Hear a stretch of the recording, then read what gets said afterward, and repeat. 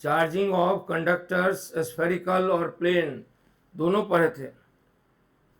तो आज उसी में कुछ प्रॉब्लम्स हो तो बता देंगे, और नहीं तो आगे बढ़ना है।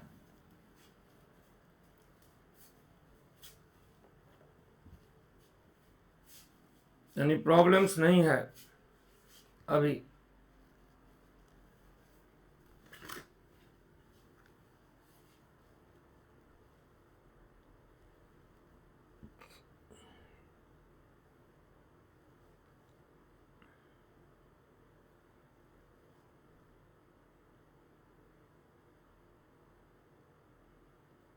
प्रॉब्लम्स नहीं है ना,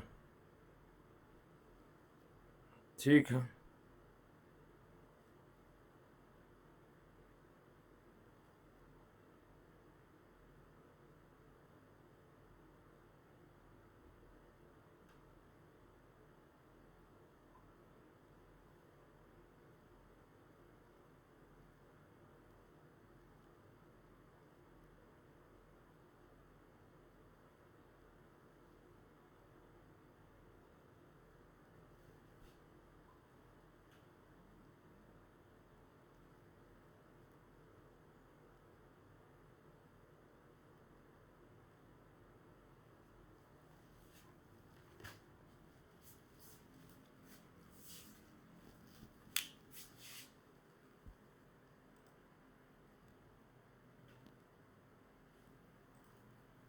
इलेक्ट्रिक फ्लक्स का problem number, electric flux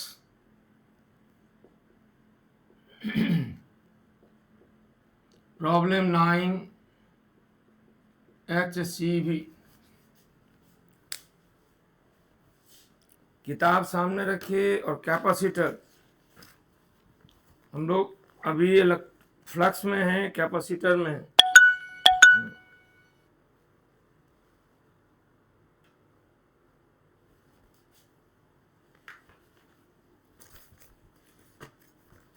flux chapter में problem number 19 19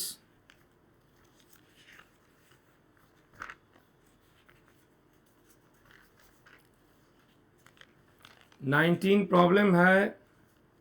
one end of A 10 centimetre long silk thread, रेशम की डोरी है जिसकी लंबाई है 10 सेंटीमीटर। एक रेशम की डोरी है जिसकी लंबाई है 10 centimetre, is fixed to a large vertical surface of charged conducting non-conducting plate। charged non-conducting plate, समझे? charged non-conducting plate।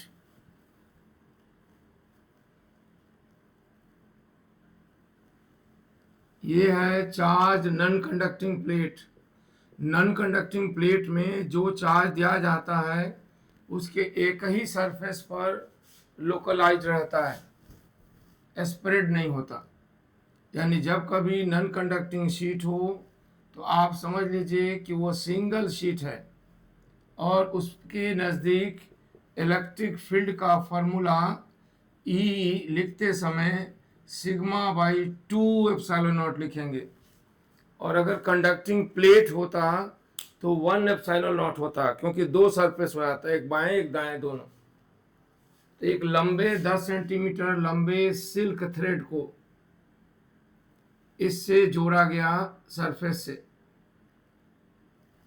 और सिल्क थ्रेड के एक एंड को तो ऊपर जोड़ दिए, और दूसरा एंड सिल्क थ्रेड का दूसरा एंड पर a small ball having charge कितना 10 gram mass and 4 microcoulomb is in equilibrium making an angle 60 degree with the vertical.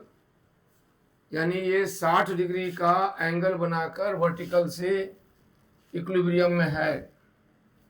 समझे? ये है वर्टिकल, ये surface plus charge, large surface, और यहाँ से सिल्क का थ्रेड लटका है और इस पर प्लस क्यू चार्ज है।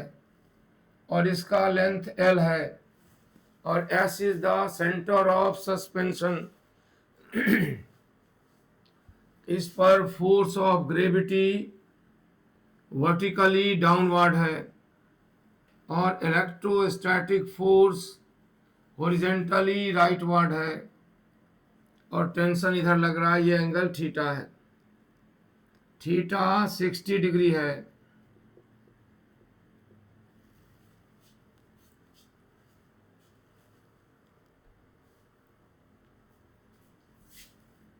अब इक्विलिब्रियम में है और इलेक्ट्रिक फील्ड का फॉर्मूला सामने दिया हुआ है।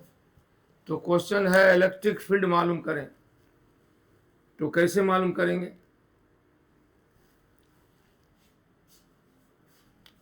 तो रिजॉल्व कर दीजिए T cos थीटा और इधर होगा T sin थीटा और फिर T sin theta equal to EQ और T cos theta equal to mg और tan थीटा EQ/mg। तो इस तरह आप E निकाल सकते हैं। E बराबर होगा mg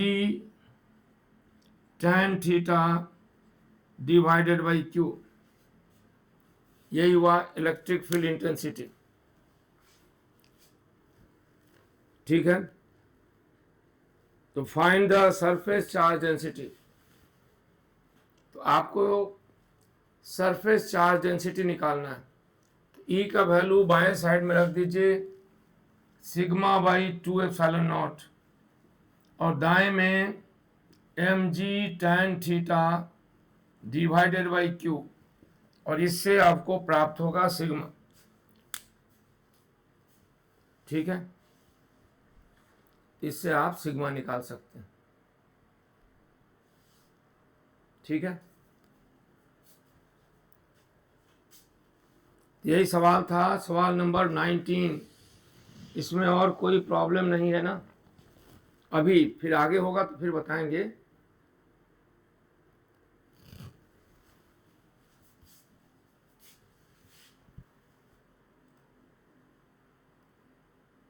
ठीक है, तब आगे पढ़िए, फिर प्रॉब्लम आएगा तो बताएंगे।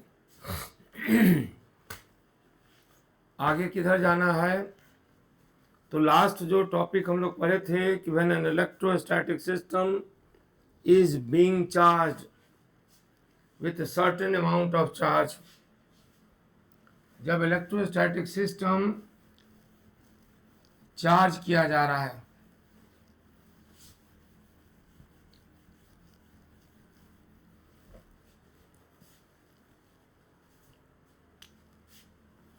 तो दो केस पढ़े थे।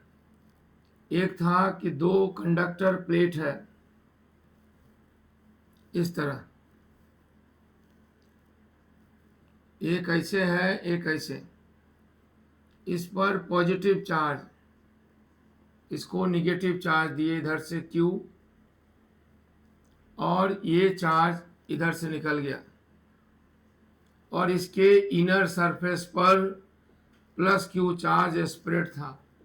इंडक्शन से यहाँ माइनस Q आया था, बीच का सेपरेशन D था, यहाँ पर फील्ड E। तो E बराबर होगा σ/2ε0, σ/ε0। ये हुआ इलेक्ट्रिक फील्ड इंटेंसिटी E। और जब E पता है तो पोटेंशियल डिफरेंस E गुना D, और ये E गुना D बराबर होगा σD/ε0। और फिर हम लोग इसको निकाले थे QD/ε0A, और ये पोटेंशियल डिफरेंस आया था दोनों के बीच। जब Q चार्ज टर्मिनल पर इंटर नहीं किया था और एग्जिट भी नहीं किया था तो पोटेंशियल डिफरेंस 0 था, जब Q चार्ज इन करके एग्जिट करता है तो पोटेंशियल डिफरेंस V हो जाता है। तो चार्ज का एक्सचेंज हुआ Q और पोटेंशियल डिफरेंस में डिफरेंस आया V। तो charge exchange Q, potential change delta V और चार्ज एक्सचेंज है Q। इसका हम लोग रेशियो निकाले थे delta Q by delta V। तो वह एक कांस्टेंट आया था जो इस सिस्टम पर उपस्थित चार्ज की मात्रा पर डिपेंड नहीं करता था, जो इस सिस्टम में पोटेंशियल पर भी डिपेंड नहीं करता था। इसी प्रॉपर्टी का नाम है जिसके बारे में आज पढ़ना है। ये जो प्रॉपर्टी ऑफ इलेक्ट्रोस्टैटिक सिस्टम है, that determines how much charge exchange is needed to change the potential by difference by unity.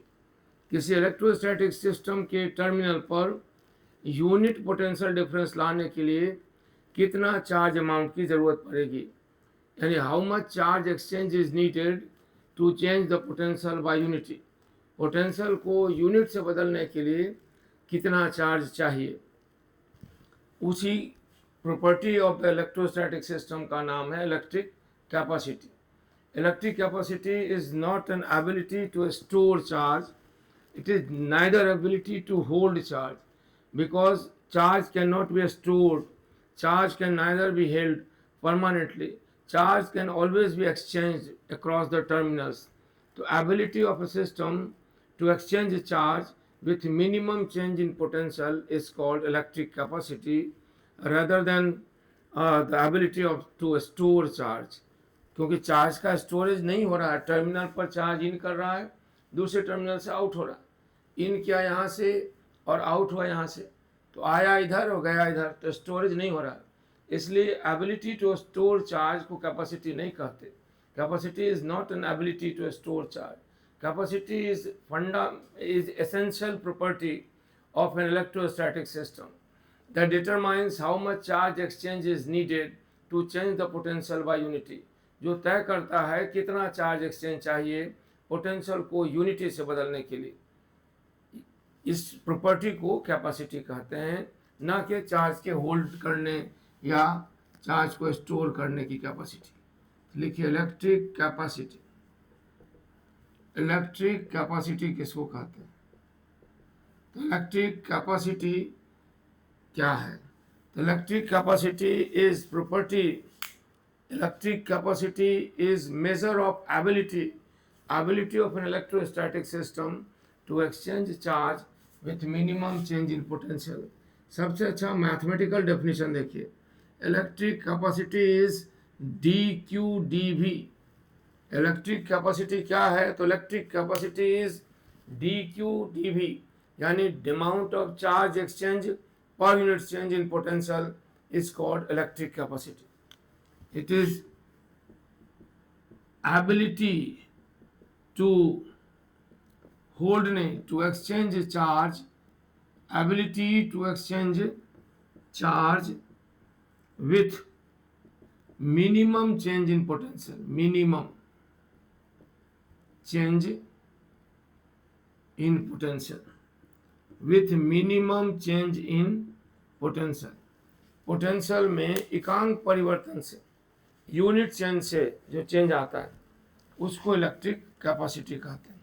Electric capacity क्या है? तो electric capacity is ability of an electrostatic system to exchange charge with measure to exchange charge with minimum change in potential rather than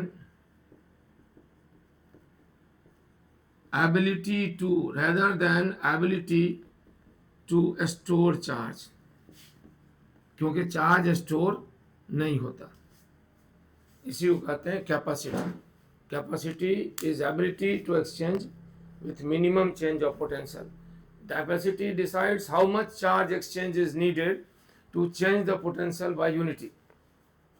किसी electrostatic system का potential difference में unit change लाने के लिए कितना चार्ज एक्सचेंज की आवश्यकता है। How much charge exchange is needed to change the potential of the electrostatic system by unity। और इसकी यूनिट तो ऊपर ही है डायमेंशन लेते हैं, ऊपर है क्यू, क्यू मतलब, और नीचे है वी या potential change.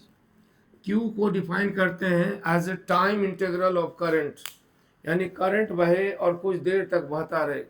It results into accumulation, transfer और exchange of charge. So Q is defined as product of I and T, इसलिए इसका डायमेंशनल फॉर्मूला हो जाएगा I and T, T for time. और पोटेंशियल डिफरेंस क्या है? It is negative value of work done per unit positive charge. Unit positive charge को एक point से दूसरे पॉइंट तक या रेफरेंस से प्रेजेंट पॉइंट तक लाने में जो वर्क होता है, उस वर्क डन के नेगेटिव वैल्यू को पोटेंशियल कहते हैं। So potential difference is work done per unit charge. Potential difference is work done per unit charge. तो वर्क का डेफिनेशन होगा एम एल 2t-2 और नीचे चार्ज, तो चार्ज फिर आ गया आई टी। तो अब कैपेसिटी का डायमेंशनल फॉर्मूला हो गया m-1 और l-2 और t+4 और i+2, i फॉर करंट, कहीं कहीं a भी रहता है। ये dimensional formula of electric capacity हुई, डायमेंशनल फॉर्मूला इसको कहें। यूनिट, तो इसकी यूनिट होगी कि if 1 coulomb charge exchange is needed. Charge exchange, exchange माने ले चाहे दे जो भी हो, exchange is needed to change the potential, change the potential by 1 volt, यानी सिस्टम का पोटेंशियल 1 वोल्ट से बदलने के लिए अगर 1 कूलम चार्ज की आवश्यकता हो, अगर 1 वोल्ट से बदलने के लिए 1 कूलम चार्ज की आवश्यकता हो, अगर the capacity is called, capacity is called 1 farad, इसलिए इसका यूनिट हो गया 1 फराड। जब यहाँ लिखे ना रेदर देन, मतलब बल्कि, यानी ना ये चार्ज एक्सचेंज की एबिलिटी है, ना कि चार्ज स्टोरेज की, तो वही ना कि मतलब बल्कि, उसीलिए रेदर देन। अब यहाँ देखिए चार्ज एक्सचेंज, अगर सिस्टम का पोटेंशियल 1 यूनिट से बदलने में 1 कूलम चार्ज एक्सचेंज की आवश्यकता पड़े, तो उसकी कैपेसिटी को 1 फराड कहते हैं। यानी अगर किसी सिस्टम के पोटेंशियल डिफरेंस को या पोटेंशियल को 1 वोल्ट से बदलना हो, and for changing the potential by 1 volt 1 coulomb charge exchange is needed, then its capacity is called 1 farad. यही यूनिट हुआ 1 फराड का। और बाकी आप देख रहे हैं, इसको कहते हैं 1 फराड या 1, ये कैपेसिटी का सिंबॉलिकली ऐसे दिया जाता है, आप लोग जानते होंगे। ये हो गया, इसमें कोई एक टर्मिनल की पोलरिटी तय नहीं होती कि ये हमेशा प्लस कहा जाएगा और उसे हमेशा माइनस कहेंगे, जैसे ईएमएफ सेल का होता है, वैसा इसमें नहीं होता। कोई भी प्लस हो सकता है, कोई भी माइनस हो सकता है, इसमें कहते हैं कैपेसिटी। लेकिन कैपेसिटी का एक और रोल है जो उसको सोचिए, फंक्शनल प्रॉपर्टी डेफिनेशन, कि जब कैपेसिटी का रोल है कि किसी इलेक्ट्रोस्टैटिक सिस्टम के लिए कैपेसिटी क्या है, it is ability to exchange charge with minimum change in potential, या how much charge exchange is needed to change the potential by unity. System के पोटेंशियल को यूनिट से बदलने के लिए कितने चार्ज एक्सचेंज की आवश्यकता है, इसको भी कैपेसिटी कहते हैं। लेकिन एक और फंक्शनल डेफिनेशन, उसको जरा देखिए।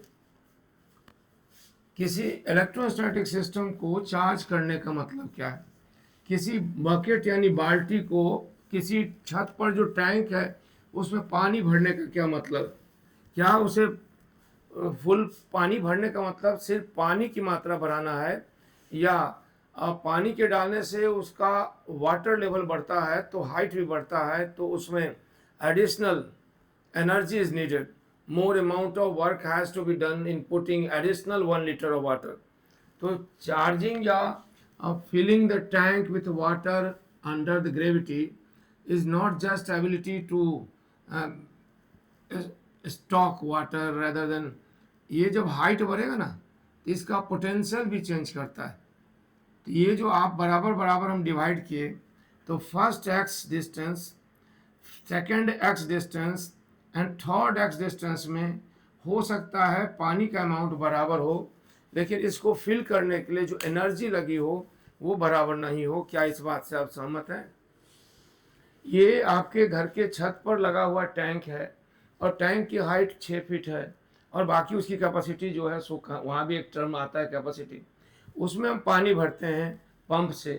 तो पानी का भरना सिर्फ पानी का भरना है या उससे ज़्यादा और कुछ, ये भी तो सोचने का।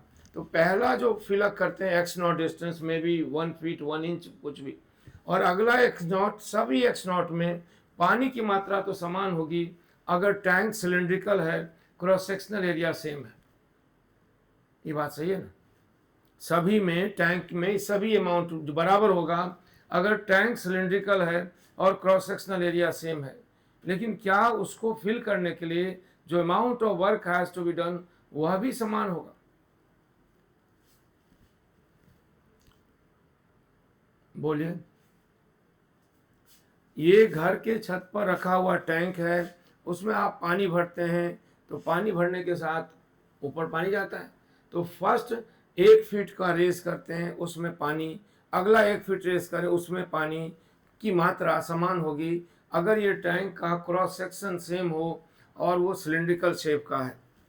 लेकिन क्या उसको भरने में जो एनर्जी लगती है, work has to be done by the pump, वह बराबर होगी या अलग अलग? बस इतना से जवाब मैसेज कर दीजिए कि हाँ बराबर होगी, इक्वल होगी या अनइक्वल होगी।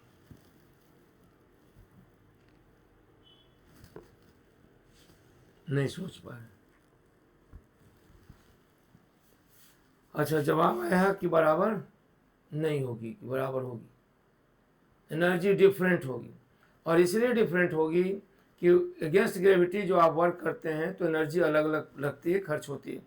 ग्रेविटी, पहला पानी भरने में कम एनर्जी लगेगी, हाइट कम है, उसके आ जाने से फर्दर हाइट बढ़ गया, उसके आ जाने से और बढ़ता गया। ठीक उसी तरह किसी इलेक्ट्रोस्टैटिक सिस्टम को जब हम चार्ज करते हैं तो पहला कूलम जब आया, एलिमेंट्री कूलम, तो कोई चार्ज नहीं था, तो इसके सराउंडिंग का और इसके सरफेस का पोटेंशियल कितना था? तो पोटेंशियल 0 था। जब पहला एलिमेंट्री चार्ज आप क्यू लाए होंगे तो नो वर्क इज डन, क्योंकि पहले से सिस्टम में कोई चार्ज नहीं था जो इसे रिपेल करे या इसे अट्रैक्ट करे, और ये चार्ज था क्यू। अगला 1 कूलम चार्ज जब आया तो रिपल्सन होगा ज़्यादा, उसका अगला 1 कूलम चार्ज आने पर और ज़्यादा रिपल्सन होगा, उसका अगला कूलम आने पर और ज़्यादा रिपल्सन होगा। तो रिपल्सन की मात्रा बढ़ती जाएगी बढ़ती जाएगी, तो लास्ट कूलम अमाउंट जो होगा सबसे ज़्यादा होगा। तो वही इलेक्ट्रोस्टैटिक सिस्टम का चार्ज करना is not just charging, work has to be done in increasing the amount of charge and in raising, not only increasing the amount of charge, rather raising the potential of the conductor or electrostatic system। तो कितना work होता है इसके बारे में देखना। ये are radius का इलेक्ट्रोस्टैटिक आइडियल कंडक्टर है, शेल है या सरफेस है, उस पर क्यू चार्ज आया, तो किसी समय क्यू चार्ज है तो इसके सरफेस का पोटेंशियल हो गया होगा 1/4 pi Q by R joule पर कूलम या वोल्ट। यानी इस पर जो अब तक क्यू कूलम चार्ज आया उसके कारण इसका पोटेंशियल इतना हो गया। ठीक है, अब इस पर फर्दर डी क्यू चार्ज देंगे तो how much work is done, तो -v/dq इतना वर्क होगा। माइनस क्यों? अगर उस पॉइंट का पोटेंशियल 12 वोल्ट है तो 1 कूलम चार्ज को लाने में -12 जूल वर्क होगा, 2 कूलम चार्ज को लाने में वो 12 दूनी 24 वोल्ट वर्क होगा, क्योंकि work done is negative value of potential difference. Work done क्या है, तो negative value of potential difference, इतना वर्क होगा। तो शुरू से क्यू तक लाने में कितना वर्क होगा, यही हमें निकालना है। तो ये हो गया 1/4πε0 आर क्यू डी क्यू। और टोटल वर्क निकालना है। टोटल वर्क यानी ज़ीरो से, जब कोई चार्ज नहीं था, क्यू नॉट चार्ज तक इस सिस्टम को चार्ज करने में, इसका पोटेंशियल रेज करने में जो वर्क होगा वो निकालिए। तो बाएं तरफ इंटीग्रेट करेंगे तो वर्क हो जाएगा क्यू नॉट का स्क्वायर 4πε0, यहाँ हो जाएगा क्यू स्क्वायर बाई 2 और 0 से क्यू नॉट। तो वर्क डन बराबर हो जाएगा कितना के, तो वर्क डन होगा 1/Q0 स्क्वायर बाई 8πε0 आर। यहाँ आर छूट गया, सही है। अब थोड़ा इसमें एक नया और देखिए कि यहाँ क्या लिखा हुआ है। यहाँ है Q0 स्क्वायर और divided by 2 multiplied by 4πε0 are.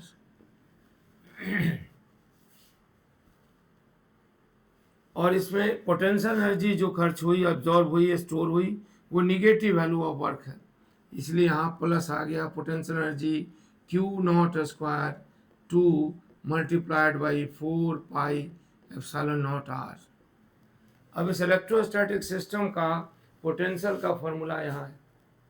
इस फॉर्मूला को अगर कोई ऐसे लिखे तो Q बराबर 4πε0 आर मल्टीप्लाइड बाई V लिख सकते हैं, सही है।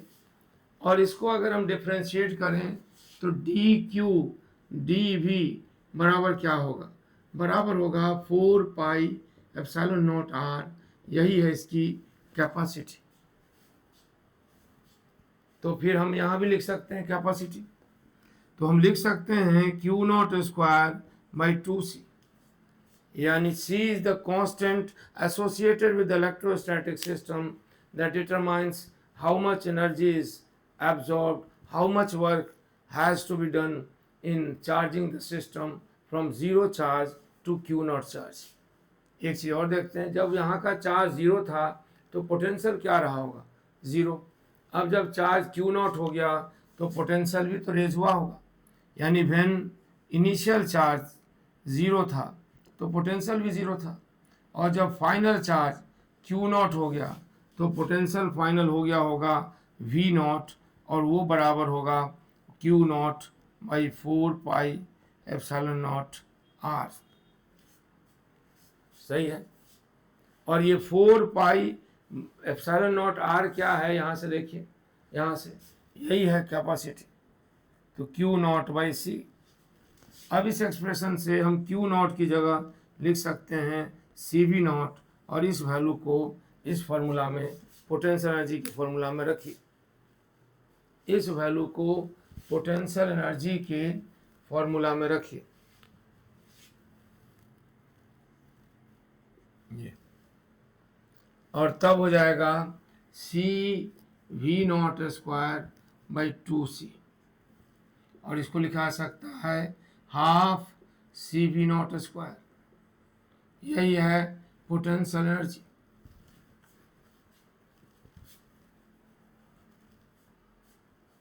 अब C का नया रूल सामने आया।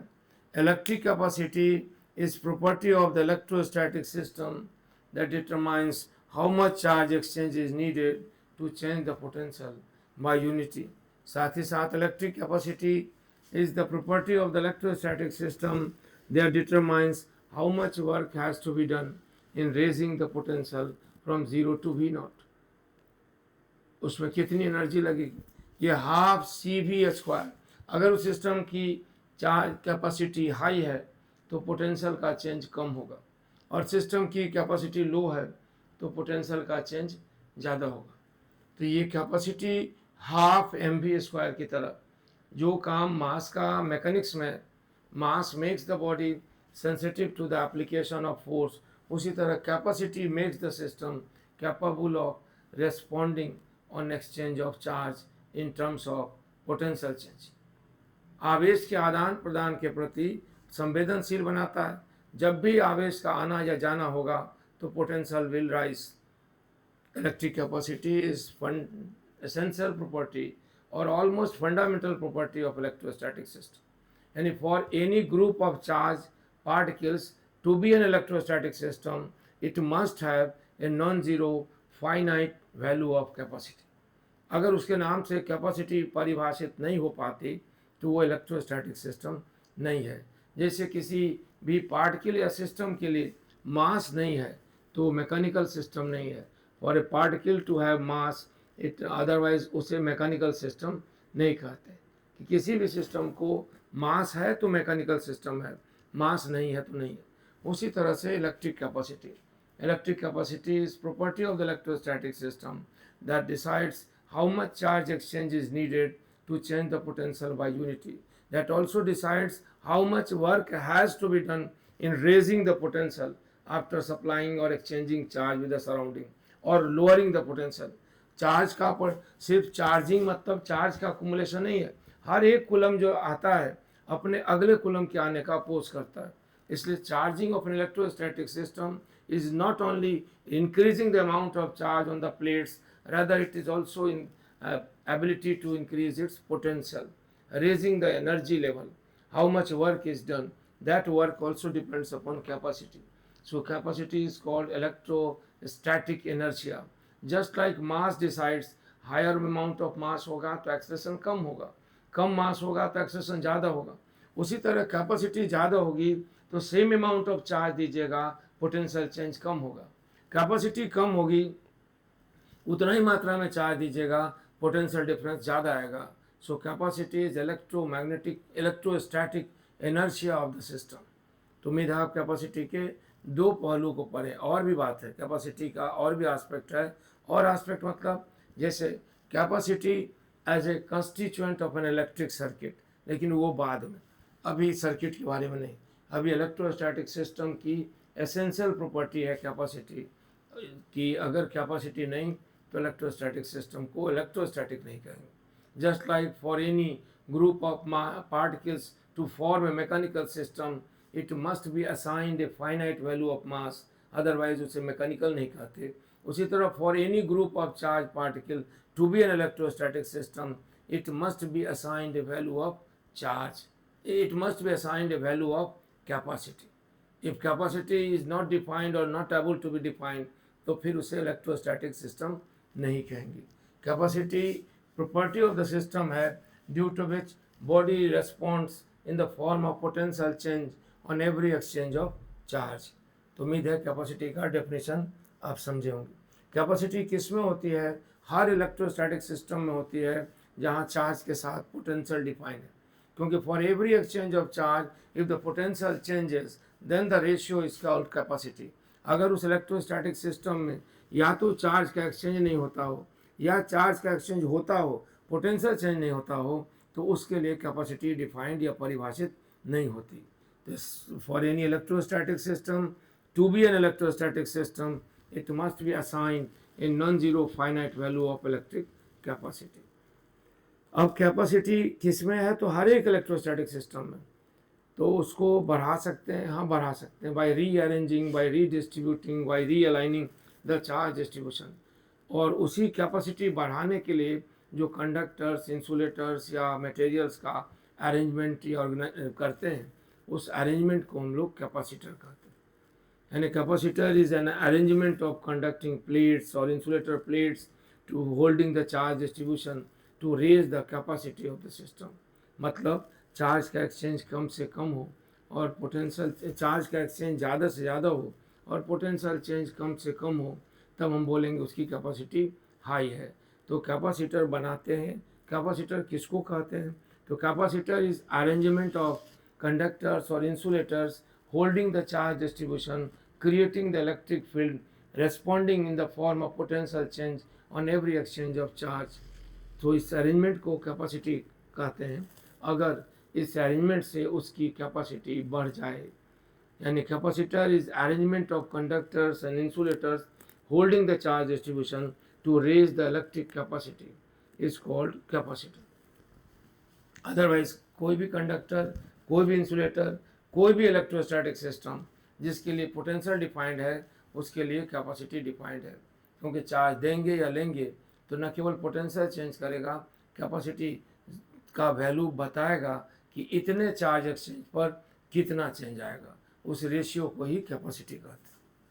ठीक है, तो चलिए अगर आप समझें तो लिखिए capacitor. Capacitor is arrangement of conductors or insulator holding the charge distribution creating an electric field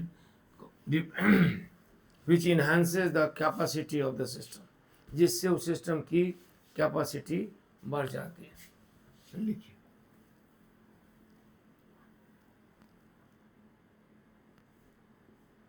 the electrostatic system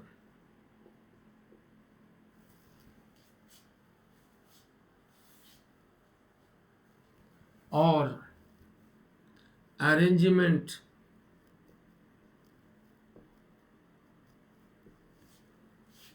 of conductors or insulators holding the charge distribution, जो चार्ज को धर के रहता है, holding the charge distribution is called capacitor. If it enhances, बढ़ा देता हो the capacity, अगर इससे उसके सिस्टम की कैपेसिटी बढ़ जाती हो तो उस अरेंजमेंट को कैपेसिटर कहते हैं। ठीक है, यानी capacitor is arrangement of conductors, insulators और plates holding the charge distribution which enhances the capacity. ये याद रखिए, इसमें एक सिंबॉलिकली इस तरह से एक कंडक्टर प्लेट होगा या इंसुलेटर प्लेट, एक को कहेंगे कलेक्टिंग प्लेट, कलेक्टिंग प्लेट, और दूसरे को कहेंगे कंडेंसिंग प्लेट। इसको ऐसे जोड़ेंगे, ये है कलेक्टिंग प्लेट और ये है कंडेंसिंग प्लेट। कलेक्टिंग प्लेट का एक टर्मिनल है, कंडेंसिंग प्लेट का दूसरा टर्मिनल।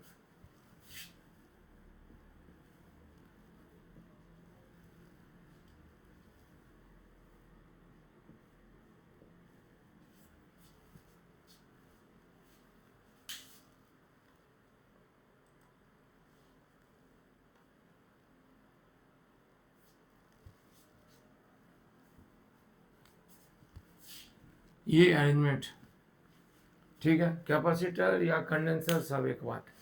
कंडेंसर मतलब जो कंडेंस कर दे, कम जगह पर बढ़ा दे, तो इसको कैपेसिटर कहते हैं।